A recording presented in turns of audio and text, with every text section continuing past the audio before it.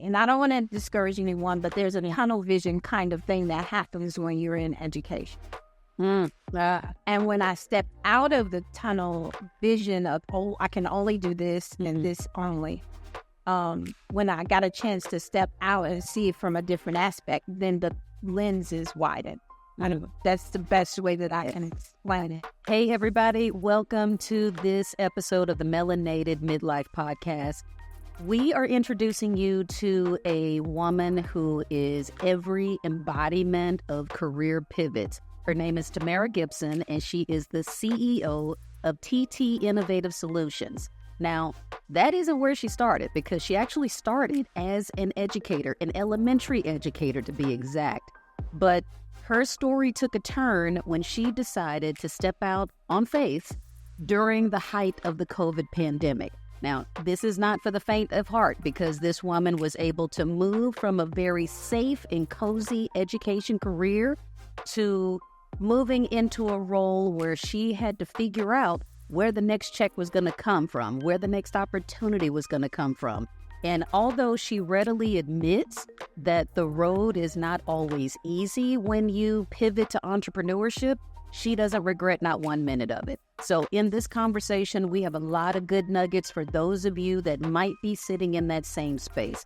You are in, whether it's an education role or an industry role or some other space where you feel like you've served all you can serve, and you're ready to make a pivot and a leap into something bigger. So I hope you get the inspiration that you need, because this is definitely an episode that's going to make you believe in jumping out on faith. Tune in. Tamara Gipson, thank you for being here on the podcast. We are going to talk a lot about our shared history, but then you made a pivot. And I got to say that your pivot inspired my pivot, and who knows what other ripples have happened down the road. But tell us a little bit about your background and your evolution through your education journey. I started as a physical education teacher in Chicago, Illinois. Absolutely adored what I was doing. Probably wouldn't have changed had I stayed in Illinois, but I made it to Texas. Kind of like they say, you got here as fast as you could. Then I got here as fast as I could. So I that's still home, but this is really home for my adult life. And when I made it here, they had some opportunities to continue with physical education or move into the classroom. And I chose to go into the classroom. And it was one of the best choices that I could have ever made.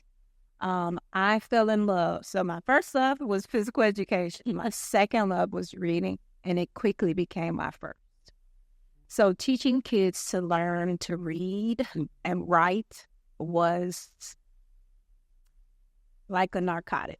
I could not get enough of watching them grow and develop. And so I had the pleasure of doing that and just continued on. Yeah, go from there to RTI, and then I landed at your doorstep, becoming a digital learning specialist. So I was able to actually, when I was teaching third grade, and I had so many students that were in need of support, I quickly reached toward technology because it was only one of me. And so that's really where I started to gain that love of that, and it just kind of meshed. See, I remember you in that literacy space. Yeah, I would not have guessed that started in physical education, but I have now learned something new. I can pack up and go home for the day. I've learned something. But once you got into literacy, I mean, granted, we did swim in that technology, that educational technology space, but it still all came back down to instruction. It did. So that was a long, healthy career with doing exactly that. But what are we in, 2024 now? Back during COVID, during the pandemic, when we were locked down, we were unsure of what the next day, the next week was going to bring to us. You had already started dabbling, doing some other things, and that was going to create another career pivot. So tell me about that. So I had already kind of known that I had reached the highest of where I wanted to go. So that putting a plateau, I could ride this out. Or as ambitious as we are, I could do something different. I took a government contracting class through GPI, and it was 24 weeks of pure learning. And, we are forever learners. Right. Those of us who are educators, we just love to learn. Yeah, somebody's going to hear that. And just even like I just reacted, I was like, oh, that was a commitment. Other people are hearing that, and they're just like, oh, I can't do that. That's impossible. That is crazy. But you're right. As educators, we go back to school. We go to workshops. We're always picking up a book, trying to learn something else. But you had a purpose with yours. I did, because I knew that that was it, that I had reached the point that I didn't want to go any higher. And I decided that, so how am I going to eat? And so, and that's the next question. 25 years of educating, I knew what day I was going to get paid. And so now, how am I going to get paid? And what am I willing to do? And so government contracting seemed like the natural thing to try and break into. And really that course was more than that. It was really learning to be a CEO and learning how to create opportunities for yourself and for other people in order to work. And when I signed up for it, that wasn't on my mind at all. It was simply what I said to you a while ago was, I got to eat. And so the kids are grown now. I didn't have to worry about that. I dabbled at entrepreneurship one time before. They were young. But it was a stability thing. I was like, no, this is stable and this is what I need. But now they're older. They can take for themselves, take care of themselves. And so I can kind of wander back into the wanderings that we left on the shelf at one point in time. So I was ready. I was ready to try something new. And I told myself, I'll do it for a year. If it's not successful, I'll go back and, and everything will be just fine, no problem. And when I committed, fully committed after that first year, it was like, yeah, I'm not going back. Okay, this is sounding super simple, I'm thinking back to everything that was going on. And it just, as an educator, the mindset of an educator, making big, broad generalizations here. But I know that the conversations we have in education, it is safe. You are in a little bit of a bubble. Yes. And like you say, the predictability of having that paycheck come twice a month, once a month, depending on where you work, it keeps you in that space because a year from now, you still have a job. Pretty good chance that 2 years from now, you're still going to have a job. And so to decide, I want to leave this safe little cozy bubble and go to something that is not guaranteed. It's crazy. I know. You just glossed all over that. And I need you to rewind for us slow learners. So tell me what happened. What was the internal work to get you to want to try that out? Of that question, the internal work. I knew that I had greater purpose. So, like, the purpose I had was great. And I had an excellent career. I wasn't upset. Wasn't, I got to get out of here. Sometimes that's how you kind of, people exit. It wasn't that at all. It was simply this understanding that I haven't finished the purpose that I have. Gotcha. And so that journey of, okay, so what's next? I still got to do this, or that. You, like I said before, and I probably will repeat it 1,000 times. I have to eat. You got to eat. Like I'm the light bill. Light bills, things are still going to come around. But my dad said something to me a long time ago, and I might be saying dad or mom, but in saying that whatever you decide to do, you have to do it for a long time. You might as well like it. And so that journey of, okay, I'm going to do something different. Like I said, my safety net was, I'll do it for a year. And then maybe, I'll see if I like it or not. But that's scary. That was really, vulnerable time for myself. And I had some general plans on how it would work, and none of them mapped out. Okay. None of them mapped out actually in the way that it went, but it really was this, I'm going to leap out on faith. And it just seemed like the ground was appearing as I made more steps into that direction of where I felt like I needed to go. What I do now was something I did for free or for a cup of coffee or Starbucks or something like that. People would come down the hallway and ask me about it, and I'd be like, oh, sure, I'll help you. But that was like in the back of my mind. I didn't start with that. I started with, okay, I'm going to go after these contracts and go. And that first year, it was hustle, hustle, hustle. And no, I didn't win a contract that year. But I still found ways to still provide and take care of myself. And so that, the feeling, I guess the best expression of feeling is that once you figure out the way, it doesn't have to be the same way. But once you figure out that, you just keep going. Yeah.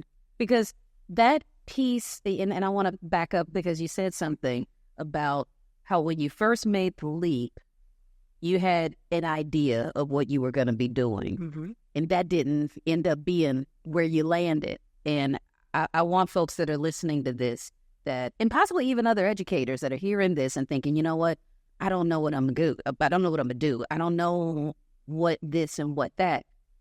And things, once you gain that understanding of the process of how to go and get something done for yourself, the resources that start appearing to get you to where you need to go, you realize that, wait a second, that ability was within me all along. Yeah, I just have to step out and start applying some of these skills, some of these, whether they're survival skills, business skills, teaching skills, they all start to kind of appear when you need them the most. And I hear that in your story, but at the same time, you said it was a hustle. So it wasn't the Instagram story. Oh, no. You get the fabulous things, and the big hotels and everything. That didn't happen. It's work, right? It's definitely work. It's definitely work. So as an educator, we have these time frames, where you're going to work. Well, as an entrepreneur, it's really 24/7. You have to set up a framework so that it's healthy. Don't get me wrong. But it really is at any moment you can get a particular call, and you need to take that call. Not between these so-called hours that, we set up or what have you. So that, and also being in the right room, definitely helps. So it's networking. We talked a lot about networking and collaborating, connecting. It's those kinds of things. So those skills were already within me. And so they got amplified. I didn't necessarily, I did it. You build. We talk about in education a lot about building relationships. Right. So it has another name there, but that's basically what it is. And I want you to make that connection for us. I mean, the people that are listening to this, they're midlifers. They're probably looking to your story for inspiration or even permission to step out and do something. But as a teacher, as an educator, you learned and applied soft skills, as they call it, all the time. We taught kids how to play nice with each other. We taught them how to, you do this because, all of those things. Make that connection between what you had to do as an educator to the very communication, collaboration types of soft skills that make you a successful business owner. You have to know who you are. And when we're in younger years, I'd say that all the time. Younger years, you were still developing who you are, what you like, kinds of things that you enjoy.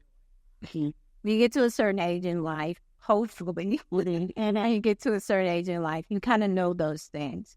And so you know what you bring to the table. Right. And that part of that we were doing with the kids, teaching them these kinds of skills on how to communicate, how to talk to each other, how to talk to the neighbor, how to collaborate. Yeah. All of that, you're doing that now. It's not that you weren't doing it before. You were orchestrating those type of situations within your set.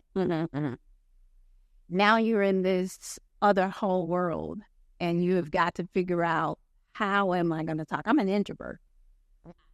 That's not my thing to just go into a room and hi, and I'm here, right? But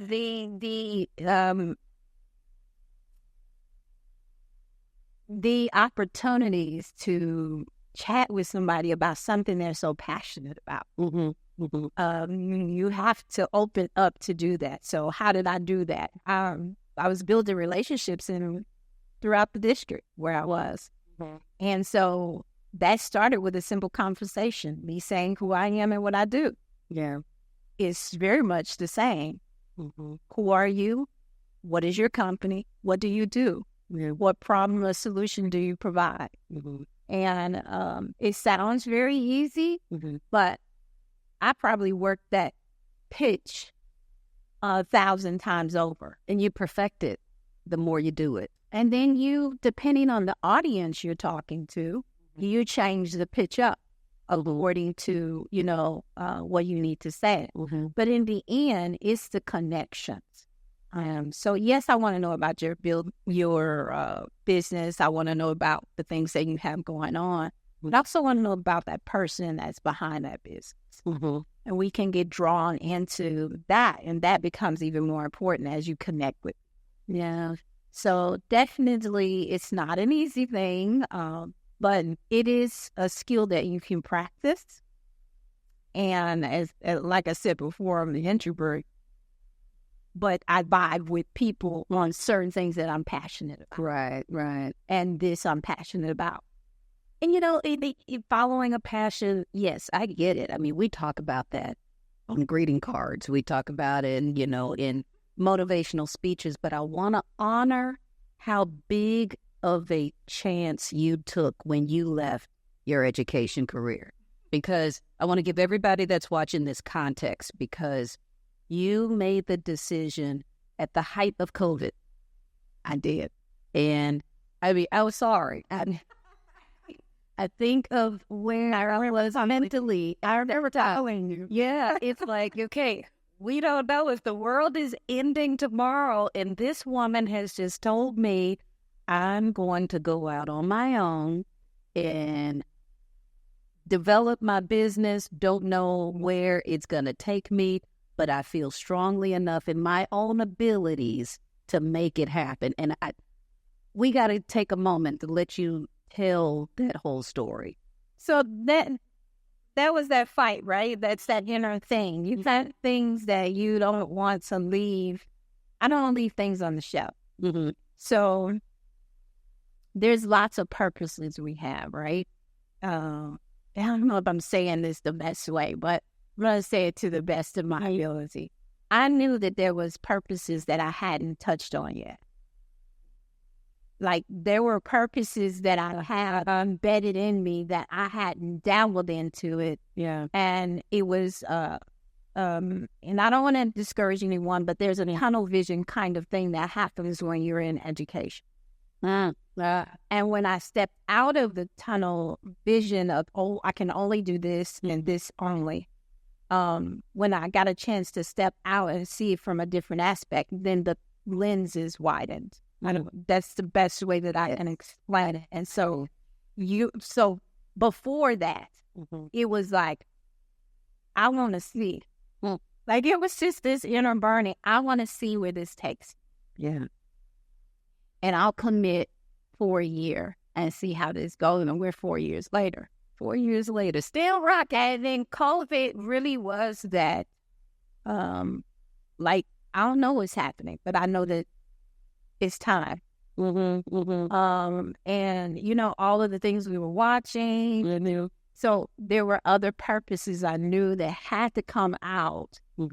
If this continues, the world continues, and all the different things that we had going on, just that fear had left. Was the timing perfect for you, or would you have done any of that differently? I don't know if the timing was perfect, but my mind was made up. You had evolved to that point. Yeah. So there was no putting you back in the same box. No. I had experienced this moment at my kitchen table, basically. I had to go through 18 trainings of the same thing. And I basically was like, is this it? Is this all? And without revealing too much into all of that, it was just, I had offered these opportunities before, and it was like, no. But now you need it. Yeah. And now it's on demand right now. And I'm grateful that I had the skill and the opportunity to do so. But I also was like, this can't be just it, because I see so much more. And like I said, that the ladder I had climbed, I was at the top of the ladder that I wanted to be at. You reached your seat. Have reached the ceiling. I can remember that particular part. I would push and help and salute and accolade every principal, AP, superintendent. I love it. Right. But that was not my track. I knew where I wanted to be, and I had to achieve that particular goal. And so, yeah. I get it. I totally get it, because like I those are the exact words that I gave to my husband, and it was long before I left education. And I can't say that I left education. When I left my school organization, because I'm still educating, I'm still a teacher, I still say that. But when I left the organization, back all the way up, I remember telling him at whatever point, I said, I know I've reached my ceiling here. And the decision to be made wasn't, do I push against it? It was, do you stay there? Are you comfortable just riding it out? Or do you see something else? Do you see that pivot? And with your story, with so many others that we're coming across, I know that people get to that point where you've served 25 years, 20 years, 15 years in a role, and there's an acceptance that this is all I'm going to do. And like you said, widening the lens, you get to pull back and take a wider view of everything. So for the people that are sitting at their crossroads right now, the ones that are trying to decide, whether it's education, or you've been at the post office, or you've been in oil and gas for 25 years, and you're just deciding, what else is there? I know I'm meant to serve or do or aspire for more. What is the message that they need to hear to get them to make that first step? You'll never know if you like something or not unless you try it. That's like, I know it sounds rich, all these cliches, right? But it's so very true. It hits differently in the United States of life. I will not know if I like this thing or if I'm really good at this if I don't go out and do it. Yeah. And I was like, okay, let me try it. And like I said, that safety net was there, and it's still there. And I, like I said before, I didn't leave because I hated what I was doing or anything. I just knew at that particular time, this is good. This is good. I can leave with my head up and say, okay, I did that. It was time for the next thing. It's kind of like riding, this is a terrible analogy, but riding a bicycle, and you decide, you know what, I'm ready to upgrade to the, something with better brakes or more street aerodynamic, whatever. You just evolve and you go to the next thing. So you make that big pivot, You follow your passion into entrepreneurship. So what has it been like? I mean, those of us that might be sitting, from the cheap seat saying, oh, I want to do that, but somebody tell me what it's really like. I mean, what has it been? You said a hustle.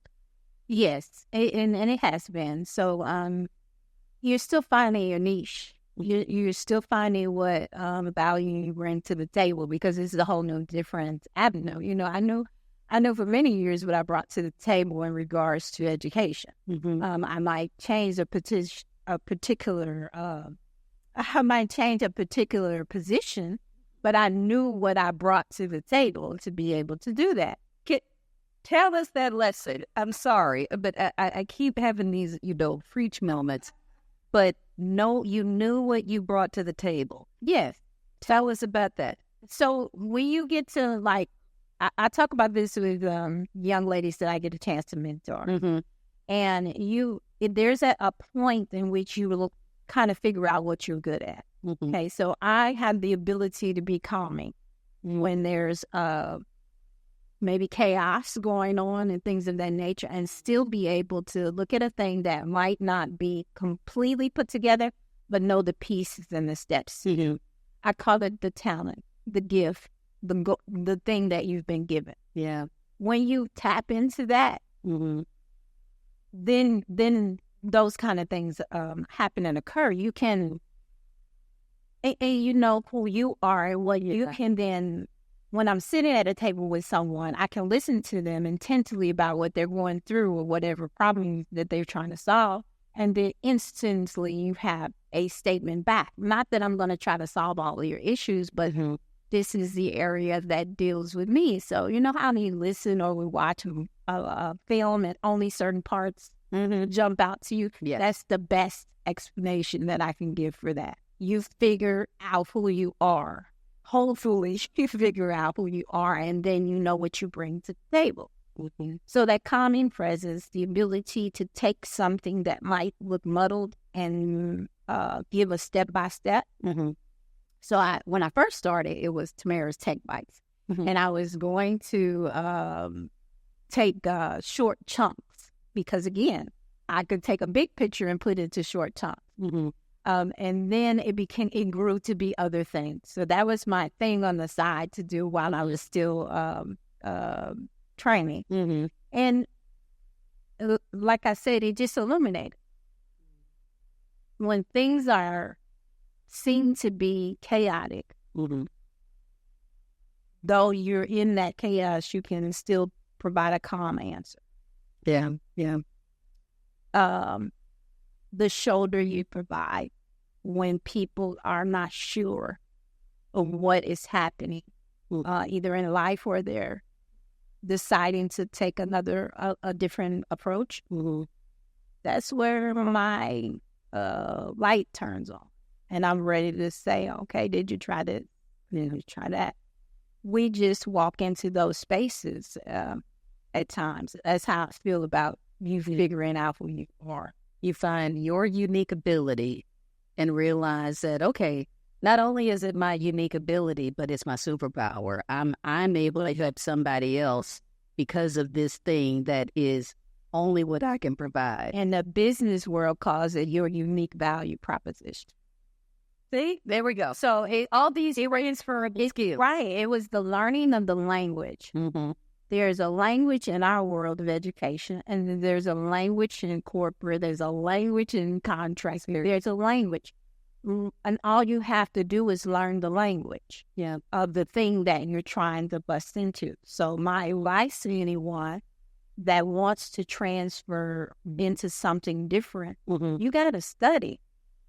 Yeah.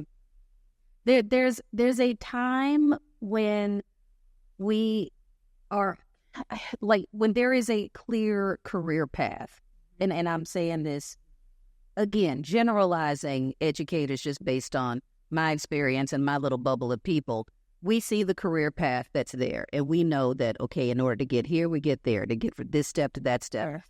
And that whole path can be 15 years, but as educators, we look at that and we're just like, okay, we accept it. But when it's time for you to figure out something on your own, entrepreneurship, government contracts or whatever, and we say, all right, You might need to get a certification. Going to take you 6 months. Going to take you 24 months or whatever. What? You want to lead but we will put in the time, we'll put in the commitment and the energy for somebody else. But when it's time to put ourselves first, we get a little bit confused. It requires you to be selfish. People don't sometimes, and we don't always want to be selfish. We don't want to be looked at as selfish and things of that nature. But in order to sometimes get where you're going, you have to pour into you. That's a T-shirt. You have to pour into you. Yeah. And that's the thing that I think we probably need to normalize is that being selfish, we put a negative connotation to that, but being selfish really just means put yourself first.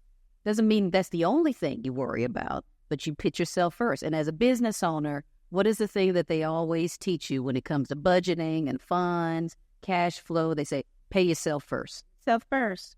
You got to pay the bills, yes, but pay yourself first. And I'm not advocating anyone to step on people along the way and all of those kinds of things, because selfish has, in my opinion, multiple meanings.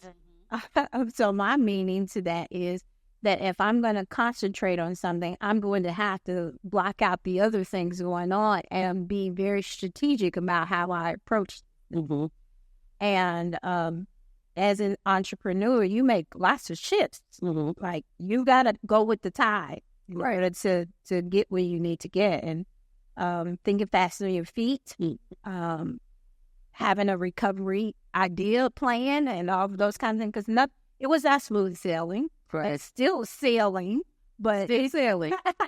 But it's definitely not what it started out to be, And I said it earlier about the language, the learning of the language. Well, when you come from, you are receiving a paycheck to issuing a paycheck. That's a whole different mindset, and making sure that things are taken care of, because not only is my steps going to affect me, it's going to affect the team you might have built.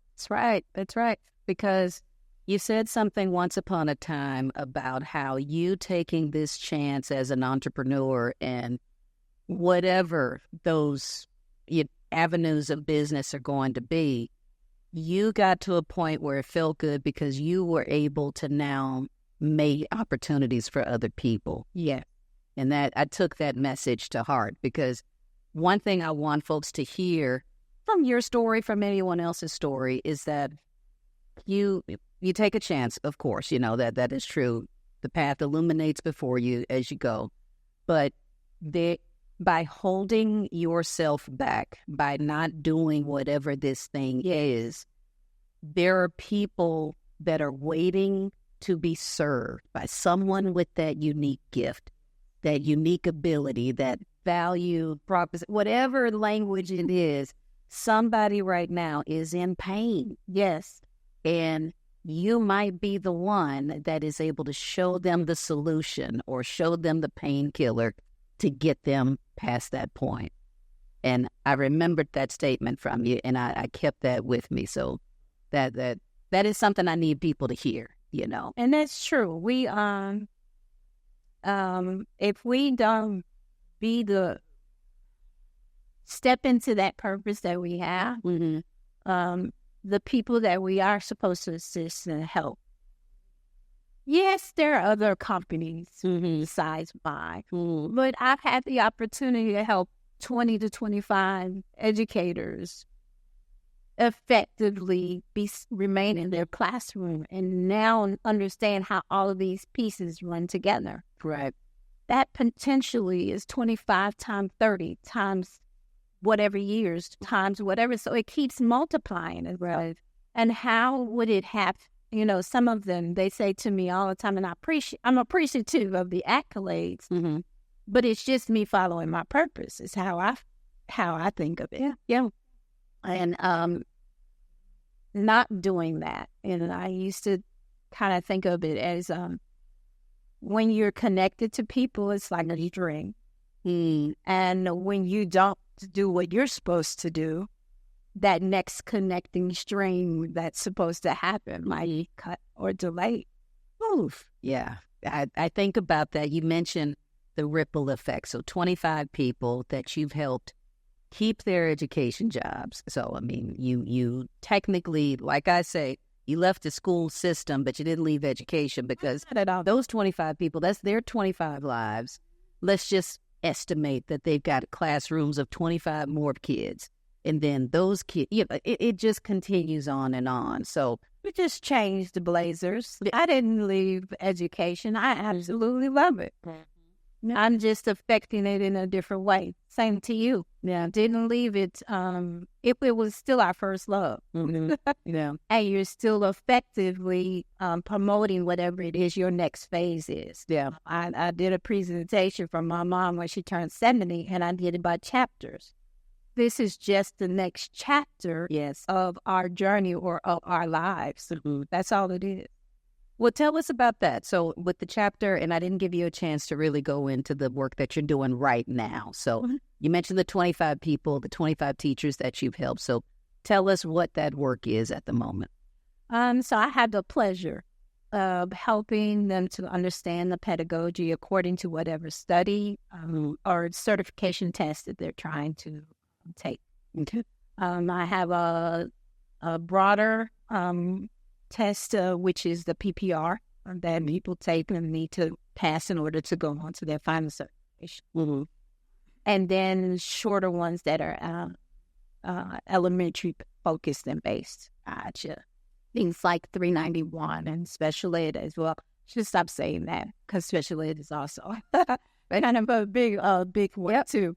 But I always kind of think of PBR because it's the catch-all. Mm-hmm. But we have an opportunity to go into tutorial sessions. We have a series coming up called Study Hall. But to be able to help them to effectively study, understand the pedagogy, and then correlate it to what they're doing right now, because it seems disconnected. It's very connected with what they're asking them for the test. Mm-hmm. But I often kind of say, it sounds like Charlie Brown, wobble, wobble, wobble, until you make it make sense. Makes connection. Right. You know, I can sit there and say, read aloud, just an example, but then making the connection that this is what they're saying in this competency. That's exactly what it is. And then the light bulbs come on. Mm-hmm. So I'm very proud of being able to assist them with that. I also have other products that we do regarding classroom management, which is always a hot topic, but it really has to do with you being consistent with what you say you're going to do. You tell them, we're going to do this, so tell them what you're going to do it, and then they understand why. Follow through. Yeah. It really is that. And that can be hard because they feel like they want to abandon that particular method and move on to something else. Mm-hmm. And consistency is the key in regards to that. So these are educators that are in the classroom right now. Yes, they're on the job working already. And they're up against a deadline. They are. So they work either on their own and try to figure it out on their own, or they can bring in your services. Pretty much, you have a success rate. Thank you.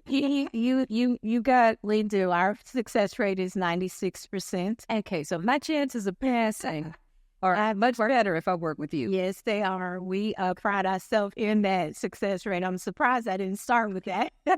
All right. Yes, so we have the opportunity to be able to effectively help them through it. If you follow the program, you do what you say you're going to do, and we help you set the goal. Mm-hmm. I'm not asking you to do something that you did not say that you can do. So we start out with an action plan. Mm-hmm. What needs to be done, opportunity to look at what they've already previously done. Gotcha. And focus in on the areas that are needed. A lot of times, and I say this because I learned to study when I was in Chicago as a high school student. Mm-hmm. And people are like, y'all did study hall? Seriously? Yeah. We took notes. They showed me how to write the stuff out and all those kinds of things. So to me, it was second nature. Yeah. But unfortunately, what I've learned is that was not the case. Is on other people's high school and college life. You just kind of crammed and went in and took it and hoped for the best. But there is, strategies and things that we present to people to help them to cement the learning and be able to go on. And that calming ability that I talk about, that I have, that I know that's what I bring to the table, also is effective with those who struggle with test anxiety. So we talk about those things because here it's real. Here you come. You've taken this test. You've studying. You're ready. You think you're ready. You go in and, wow, I'm faced with 3 or 4 times not passing this test. There is a blow to your confidence. Absolutely. And so we are very happy to be able to help with building back up a confidence level because it really is in the way that you approach it. That's amazing. I think about, again, had you stayed where you were, there are 25 people that would not have their education career at all if they didn't interact with you.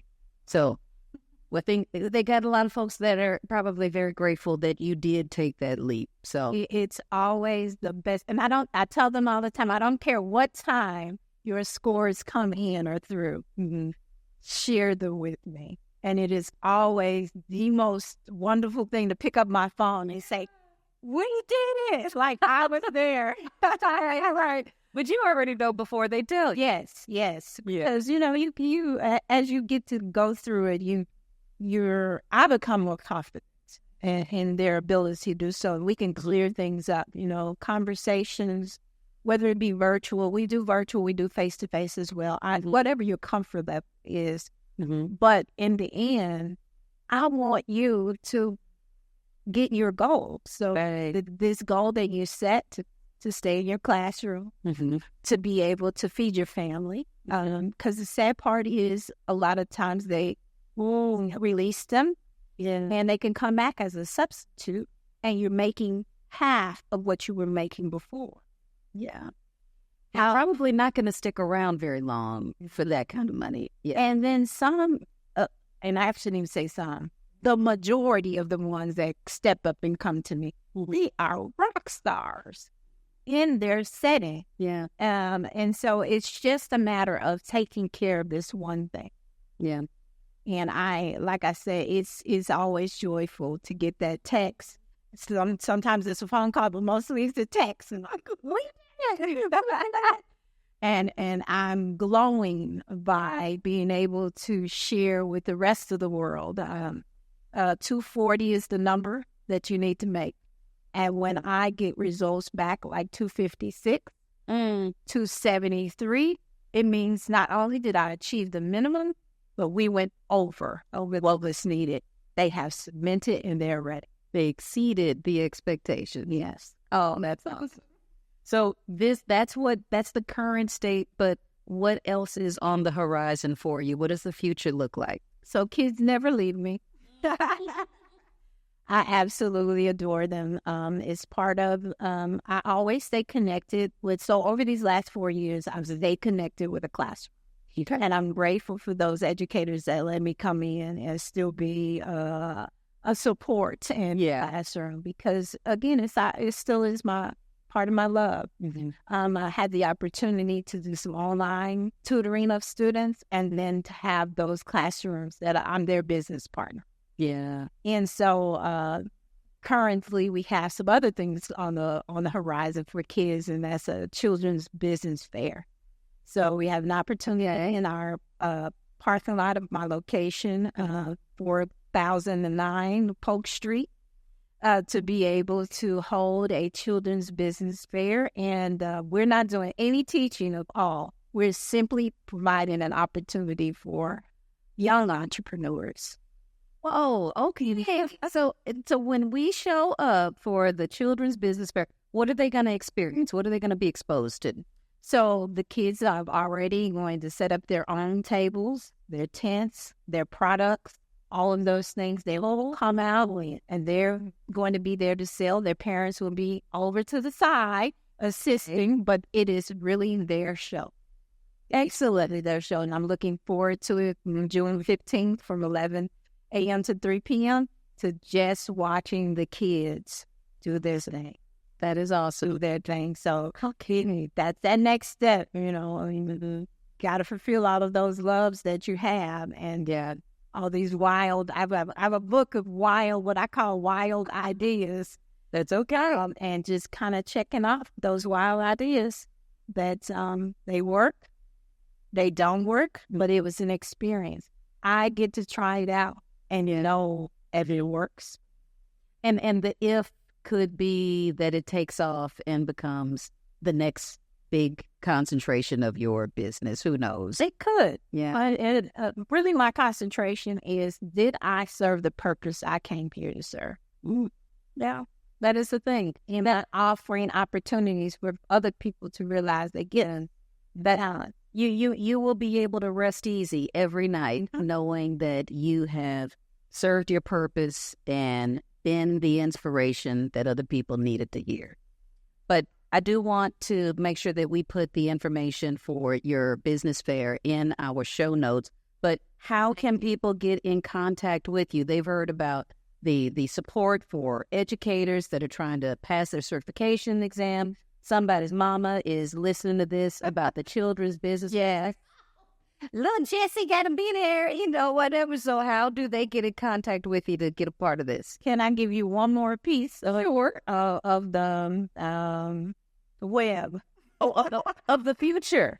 Of the web. It's current right now, but we also have, because of my journey, and we talked about the journey, I have the ability to help other small business owners that are going toward either starting as a side hustle or going full into it. Yeah. So some small business incubator opportunities have happened, and I'm glad to be able to partner with Kiva as well as to be able to partner with Houston Song Goods. And it's a nonprofit as well. And so those are also opportunities. But to answer your question, you can buy it all at TTInnovate.com. And buy all of my platforms are at TTInnovate. So we are excited to, as our tag is, teach, train, and bring solid. And we will make sure that anybody that wants to be part of that gets information in the show notes, and we're going to make sure we put all of it together so that, the Jason mama that just heard this, I can sign him up to the lemonade stand or whatever. And if I want it, and if the first one that had already wrong, and is that, and then have several different flavors, season it all. Like Jesse, we pulled it for like 5 years old. Because think back to you. This was this always a great happen to every time. That's where we are to become you buy supervisor, best friend, when being a band. I look to you, then what you have done. As you said, I was the catalyst. Have some other people that will say, it was you snapping out, and I decided to be visible, and then that just fuels it even more. But first, it matters. You don't know who's watching. That is something my dad said for years, and it applies to any situation, good and, indifferent. You don't know who's watching it, who's learning from it. So I appreciate you being here, but I appreciate the examples that you said in every single bit. Yeah, there have been times very recently where I was down and I was just like, I know about this business thing, or God, when it's going to get easy, when you're just like, just, shut, go ahead, what do you got? He thought I said, time, but he doesn't get trail.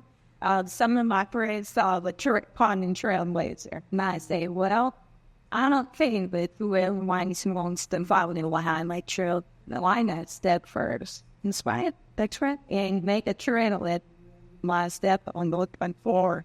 Absolutely. Well, the letter, yes. So thank you, man. I appreciate you being here. My actually go. And then you guys judging. I hate it going.